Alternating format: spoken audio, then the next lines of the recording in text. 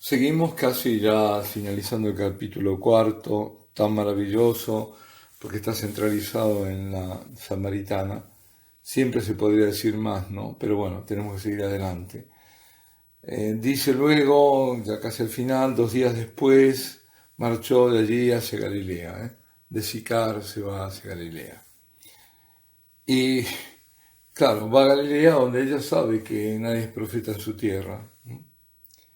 Pero habían visto los galileos y sus coterráneos lo que él había hecho en Jerusalén durante la fiesta, porque ellos habían ido a la fiesta. Y ahora se nos presenta la curación del hijo de un funcionario. Y dice, este es el segundo signo de Jesús. El primero fue el de Caná de Galilea. Y este también fue en Caná de Galilea el segundo, donde había convertido el agua en vino. Ahí aparece un funcionario real cuyo hijo estaba enfermo. Pero él vino caminando de Cafarnaún. Se hizo sus 33 kilómetros, caminando para pedir ayuda al Señor. Bueno, caminando como fuera, en el medio que fuera, pero se hizo esas, no sé, 6, 7 leguas, para ir hasta él. Y el Señor se lo concede. Aunque como que refunfuñando, ¿no?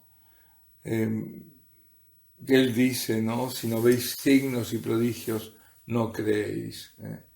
No se lo dice a este pobre hombre que está buscando, sino a todos los que están ahí curiosos, ¿no? Para ver esos signos y que, recordemos, los judíos constantemente estaban pidiendo signos, ¿no? Y después no nada les será suficiente. Como se dice, y se suele decir bien, para el que cree ningún signo es necesario y para el que no cree ninguno es suficiente. Y cuando está cerrado el corazón, pues aunque resucite un muerto, dirá el Señor, tampoco se van a convertir. Pero igual Él lo hace. Le dice simplemente, vete, tu hijo está vivo, y él se vuelve en fe, y resulta que se encuentra con después criados que venían de ahí, y le dicen, tu hijo ya está mejor. Pregunta, ¿y a qué hora fue? Y fue a la 1 de la tarde, cuando mejoró, es decir, la hora séptima, y fue justamente esa hora que el Señor le había dicho, tu hijo está sano. ¿Y qué pasó? ¿Terminó ahí? No. Lo más importante, como el signo primero de Caná, este otro segundo signo, hace que este señor, este hombre crea y que todos los que están en su casa crean. Bien, ahora vamos al capítulo 5. Después de esto dice, de lo que pasó, ¿no? Se celebra una fiesta a los judíos y Jesús sube a Jerusalén. Y ahí se nos presenta esta piscina llamada también probática. ¿Por qué probática? Porque esta piscina, que se llamaba en hebreo Betzata, y que tenía 5 pórticos, estaba junto a la puerta de las ovejas. Y esta puerta de las ovejas, en griego, ovejas, próbata, por eso le llamaban la puerta probática, y esta piscina también probática. Y yo creo que haber comentado en algún otro audio que se discutía, que decían que no, que eran figuras alegóricas, que él hablaba de los 5 pórticos y daban como una alegoría, y que no era tal, y bueno, después las excavaciones mostraron totalmente otra cosa, ¿no? Fue encontrada en la parte nororiental, es decir, noreste para decirlo así, ¿no? A la derecha y arriba, de la muralla, donde por ahí entraba justamente el ganado, por eso era la puerta esta probática. Entraba el ganado, la puerta de las ovejas, que era, y otro ganado también, ¿no? Mayor también, destinado a los sacrificios del templo. Pues bien, eso fue encontrado, como decía, por arqueólogos, y vieron que era de forma trapezoidal esa piscina y que estaba rodeada de 4 galerías, y había un 5.º pórtico que dividía el estanque ese en 2 mitades. Y aquí hay una particularidad también. Yo voy a leer esta versión. Dice, después de esto se celebraba, insisto, mencionan tiempos después del discurso, es a los judíos. Después de esto se celebraba una fiesta de los judíos y Jesús subió a Jerusalén. Ya había vuelto a Galilea y vuelve a Jerusalén. Hay en Jerusalén, junto a la puerta de las ovejas, una piscina llamada en hebreo Betzata, que tiene 5 pórticos, bajo los que yacía una muchedumbre de enfermos, ciegos, cojos y paralíticos. Estaba allí un hombre que padecía una enfermedad desde hacía 38 años, todas precisiones. Jesús, al verlo tendido y sabiendo que llevaba ya mucho tiempo, le dijo: ¿Quieres curarte? El enfermo le contestó: Señor, no tengo a nadie que me meta en la piscina cuando se mueve el agua. Mientras voy, baja otro antes que yo. Bueno, aquí esta es la versión. No hay ninguna mención de por qué se movía el agua, qué era lo que pasaba. Y aquí hay una especie de disputa entre especialistas, ¿no?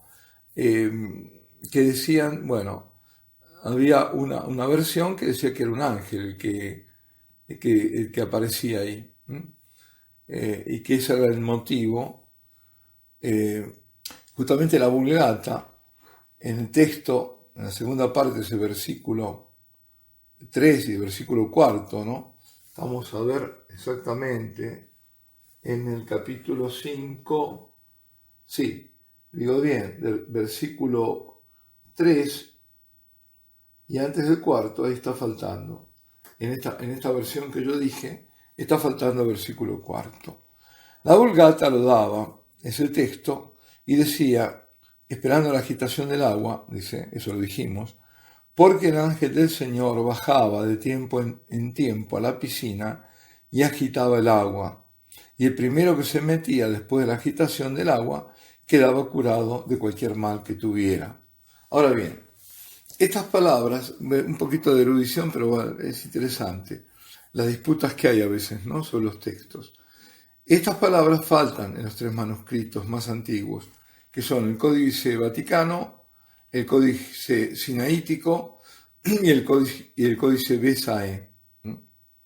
Y en el texto original de los palimpsestos de San Efrén, en la traducción siria de Curetón también falta, así como en las traducciones copta y saídica, en 3 manuscritos de la Itala, en 4 la Vulgata, no en toda la Vulgata, en 4 falta, y en varios manuscritos armenios. Estamos hablando de los escritos más antiguos que se han encontrado. Otras copias agregan a las palabras un signo crítico que indica una duda de su autenticidad, es decir, sobre el tema, insisto, en que había un ángel que aparecía y agitaba el agua. En la mayoría de los críticos modernos, incluyendo los exégetas católicos, consideran este pasaje como una adición posterior de San Papías o de algún otro discípulo del apóstol. Bien, esa es una postura. Pero qué interesante que hay otra postura y que también hace que pensar, es decir, está bien fundamentada. Porque otros exégetas defienden la autenticidad del pasaje, insistiendo en importantes evidencias internas y externas a su favor.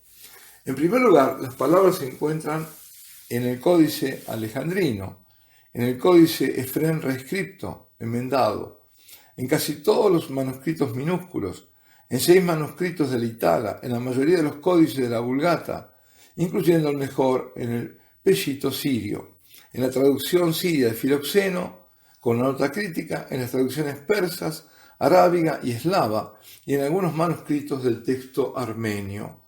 Es más importante el hecho que, aún antes de la fecha de nuestros códices actuales, muchos de los padres griegos y latinos encontraron estas palabras en el texto del Evangelio. Está claro esto, por ejemplo, en Tertuliano, donde sobre el bautismo, antes del año 202, escribe sobre esto. Dídimo, el ciego de Alejandría, San Juan Crisóstomo, San Cirilo de Alejandría, San Ambrosio y San Agustín. Bien, el contexto de esa narrativa, como parece que hace necesario, presuponer la presencia de esas palabras, porque si no, la respuesta siguiente de este paralítico. Dice, Señor, no tengo a nadie que me meta en la piscina cuando se mueve el agua, mientras voy baja otros antes que yo. Es decir, ¿qué pasaba? ¿Por qué se movía el agua? ¿Por qué tenía que bajar antes cuando se movía el agua? Es decir, no es inteligible, evidentemente, si no se agrega que algo pasaba, y eso que pasaba era que el ángel la movía, ¿no? Y como por otro lado, San Juan no acostumbra a omitir la información necesaria, como hemos visto, entonces es probable que estuviera ya en el original. Bueno, por lo tanto, vemos que hay dos bandos, que todos pueden sostener sus opiniones, y una decisión final sobre la cuestión todavía no está dada. Hay apuntes, por ejemplo, ahí, en esta que yo hago, queda entre paréntesis del versículo 4, pero no está mencionado. Bueno, lo que es de resaltar de todos modos es que el Señor es atento a la necesidad de este hombre y se le acerca pidiendo si quiere curarse. Claro, eran todos enfermos, pero justo, bueno, se dirige a él. Como que el paralítico en el fondo es figura de todas las necesidades que había en Israel y de la humanidad en sí, ¿no? Entonces, lo que después, claro, llama la atención a los que estaban en contra de él, los que lo hostigaban, es que hace este milagro, este signo, nada menos que en sábado. Este es el tercer signo que él hace. Nada menos que en sábado. Y sábado, claro, es el día del reposo, ¿eh? El reposo de Dios después de haber haber hecho la creación, al séptimo día, ahí viene el reposo. Bueno, ese reposo sabático. Lo que pasa es que Dios no duerme, Dios no deja, porque ese reposo lo podemos asociar a esa creación perfecta que el hombre rompe con su pecado. Entonces, en esa creación perfecta ya no había lugar para la acción de Dios como esta, de acción extraordinaria, digamos. Sería la acción de sostén de la creación, pero no de intervenir ante el mal en el hombre y ante las consecuencias de ese mal en el hombre, como es la enfermedad, como son las enfermedades, como es todas las enfermedades, no solo corporales, sino espirituales. Por eso Dios actúa, por eso Dios obra, aunque sea ese momento que no correspondería según la parte, digamos, cultural. No se da a conocer en el primer momento, le preguntan al paralítico, ¿cómo te permites andar? ¿No? No te es lícito llevar la camilla, porque él le dice, levántate, toma tu camilla y ponte a andar, ¿no? Entonces podía caminar, pero no podía hacer ningún trabajo. Llevar la camilla era un trabajo. Hasta ese punto era la restricción. Y él dice, bueno, el que me ha curado es el que me dijo, ¿no? Que me mandó a hacerlo. ¿Y quién te curó? ¿Quién es? Y dice, no lo sé. No sabía quién era. Porque Jesús se había apartado en la muchedumbre, se había perdido. Pero lo vuelve a encontrar y lo encuentra en el templo. Y le dice algo muy importante. Mira, estás curado, no peques más para que no te ocurra algo peor. Es decir, la vinculación, el vínculo profundo entre el mal del hombre y el pecado. Es decir, el mal moral que lleva a otros males, que tiene como consecuencia otros males, incluso físicos. No es que sea víctima necesariamente de ese pecado, pero sí que hay un vínculo siempre entre el pecado y el mal físico, ¿no? Esa falta del bien debido, ¿no? Pues él lo está diciendo de nuevo, ¿no? Cuidado, no pecar, ¿eh? Que no te ocurra algo peor, que lo peor que es pecar, además. Eso es lo peor. Es decir, sanar del pecado, después hay que sanar del pecado. Y a veces no es fácil, no es fácil. Y se marchó. Y le dijo a los judíos que era Jesús el que le había curado.